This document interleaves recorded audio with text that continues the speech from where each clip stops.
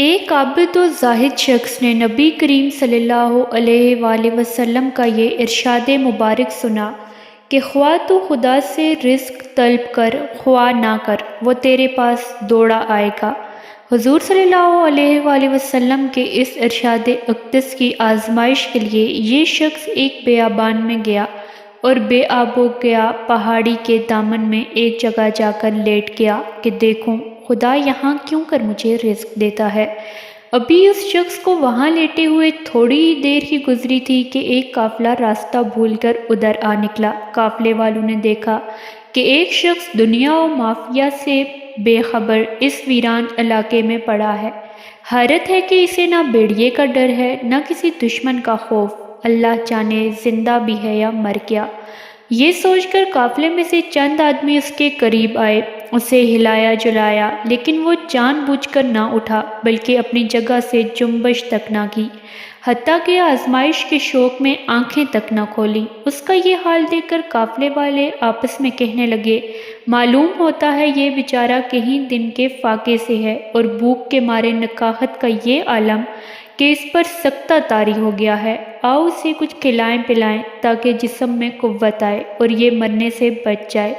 چنانچہ اسی وقت دوڑے دوڑے گئے، ایک دیگچی میں شوربہ اور روٹیاں لائے، پھر نوالے بنا بنا کر اس کے منہ میں رکھنے کی کوشش کی، لیکن اس شخص نے اپنا منہ سختی سے بینچ لیا تاکہ رسول صلی اللہ علیہ وآلہ وسلم کے قول مبارک کی سچائی کسوٹی پر پرکھے۔ جب ان لوگوں کو یہ تدبیر کارگر نہ ہوئی تو انہیں اس شخص پر بے حد ترس آیا، کہنے لگے، یارو بد نصیب تو نزع کے عالم میں ہے، بھوک نے اسے موت کے بے رحم جبڑوں میں لے جا کر پھینک دیا ہے، اگر جلدی کوئی تدبیر نہ کی گئی تو یہ چل بسے گا۔ قافلے میں ایک دانا بھی تھا، اس نے مشورہ دیا کہ ایک چھری لو اور اس شخص کے منہ میں ڈال کر پتیسی کھولو۔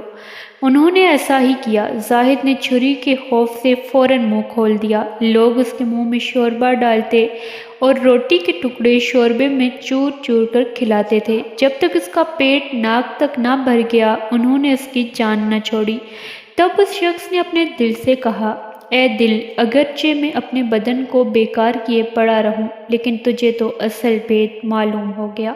دل نے جواب دیا، ہاں میں جانتا ہوں، اور میں نے یہ آزمائش اس لیے کرائی کہ تو کبھی توکل سے منہ نہ موڑے۔ یاد رکھ، حرص و ہوس تو عین گدھا پن ہے۔ اس سوال و جواب کے بعد زاہد نے توبہ کی اور کہا، بے شک اب میں نے رزق کی پوری آزمائش کر لی۔ جو کچھ نبی برحق نے فرمایا وہ بالکل سچ ہے، اس میں ذرا برابر شک و شبہ نہیں۔